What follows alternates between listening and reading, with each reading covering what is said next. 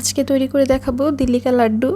এটা আসলে খুবই মজার, খেলে মনে হবে দোকানের কোনো কেনা লাড্ডু খাচ্ছেন। আর এটা তৈরি করা একেবারেই সহজ। আর এইটা হচ্ছে একটা নো ফেল মিষ্টি রেসিপি, মানে কোনোভাবে ফেল হওয়ার সম্ভাবনা নেই, 100% এই মিষ্টিটা হবেই। তো চলে যাচ্ছি রেসিপিতে।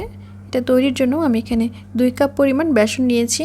আমি যে বুটের ডালের বেসনটা আছে সেটা নিয়েছি, আর দিচ্ছি সামান্য একটু লবণ। এবার একটু শুকনো উপকরণগুলো মিশিয়ে নিলাম। এবার এর মধ্যে অল্প অল্প করে নর্মাল পানি দিব এবং এটাকে একটা ব্যাটার তৈরি করব। ব্যাটারটা বেশি ঘনও হবে না, আবার একেবারে পাতলাও হবে না।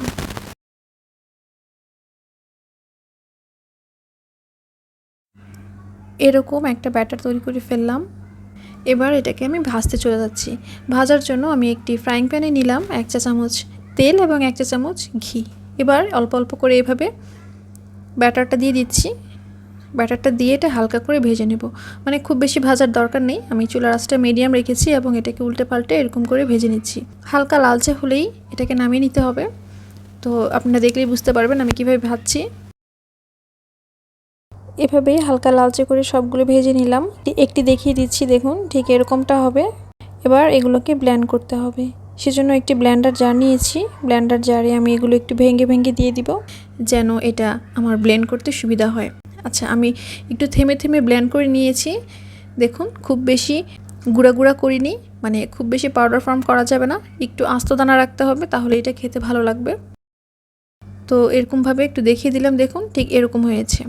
এবার তৈরি করে নেব চিনির শিরা। আমি 2 কাপ বেসনে 1 কাপ পরিমাণ চিনি নিয়েছি, আর দিয়ে দিচ্ছি এখানে 1 কাপের একটু কম পানি। আচ্ছা, আমি এখানে মিডিয়াম রেখেছি মিষ্টিটা এই মিষ্টিতে। আর আপনারা যদি একটু চিনি বেশি খেতে চান, সেই ক্ষেত্রে চিনির পরিমাণটা আরও হাফ কাপ বাড়িয়ে দেবেন। পানিটা যখন ফুটে চিনিটা গলে যাবে, তখন এর মধ্যে দিয়ে দিচ্ছি আমি হাফ চা চামচ অরেঞ্জ ফুড কালার। ফুড কালারটা দিলে লাড্ডুগুলো দেখতে খুব ভালো লাগে।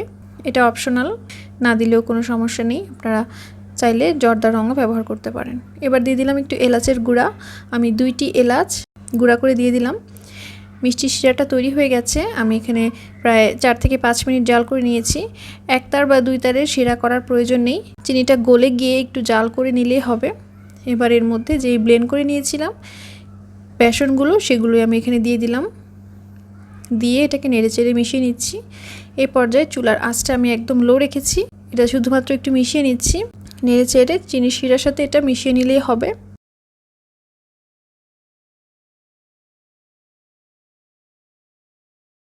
খুব ভালোভাবে একটু মিশিয়ে নিলাম।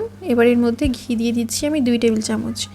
এই লাড্ডুটাতে যত বেশি ঘি দেওয়া হবে তত বেশি খেতে ভালো লাগবে। প্রথমে যখন আমি বেসনের গোলাটা ভেজেছি, তখন যদি শুধুমাত্র ঘি দিয়ে বেসনের গোলাটা ভাজা হয়, তাহলে এটা খেতে আরও অনেক বেশি ভালো লাগে। হয়ে গেছে। এবার আমি চুলাটা অফ করে দিলাম। দিয়ে এর মধ্যে আমি কেটে রাখা বাদাম দিয়ে দিলাম। আপনারা চাইলে যে কোনো বাদামই দিতে পারেন, আমি এখানে কাঠবাদাম কুচি দিয়েছি। এবার চুলাটার আঁচটা বন্ধ আছে।